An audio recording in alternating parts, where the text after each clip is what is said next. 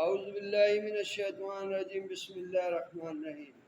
یہ بھی اسیب کے لیے ہے، جو پہلے بتایا گیا اس کے طریقے کے مطابق آپ یہ بھی عمل کریں۔ سب سے پہلے درود والسلام والصلاۃ والسلام علیکہ یا سیدی یا رسول اللہ، والصلاۃ والسلام علیکہ یا سیدی رحمۃ اللہ علیہ وسلم۔ بسم اللہ الرحمن الرحیم۔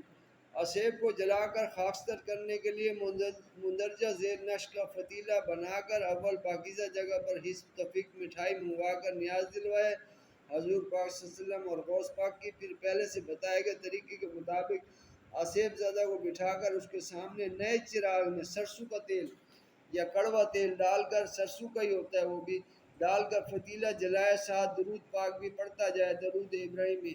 انشاءاللہ تعالیٰ اسیب فتیلہ میں آ کر جل جائے گا۔ اس کا بخور عنبر یا لوبان ہے، اور 40ویں دن موکلین کی نیاز دلا کر عمل تمام کرے۔ اس عمل کی ذوقات یہ ہے: ایک چیلہ گوشت اور مچھلی انڈے وغیرہ سے پرہیز رکھ کر ہر روز 1100 مرتبہ وقت معین پر درود پاک پڑھیں۔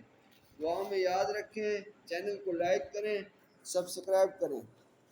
یہ جو فتیلہ ہے یہ ہے، یہ آپ دیکھ سکتے ہیں۔ اس کی چال کے مطابق آپ یہ شداد فرعون حامان ابلیس یہ فتیلہ ہے، یہ آپ کو میں زوم کر کے دکھا دیتا ہوں۔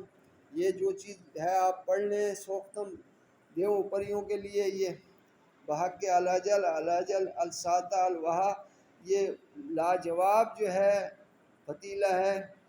یہ دیکھ لیں آپ، یہ مریض کا نام لکھنا ہے یہاں، اپنا نام بھی اگر عامل لکھے گا تو اپنا بھی لکھے، اور مریض کا نام لکھے، اس کی والدہ کا نام لکھے۔ یہ اچھی طرح دیکھ لیں آپ، اس کو مطابق آپ جو عمل کریں یہ دعاؤں میں یاد رکھیں۔ چینل کو لائک کریں، سبسکرائب کریں۔ السلام علیکم ورحمۃ اللہ وبرکاتہ۔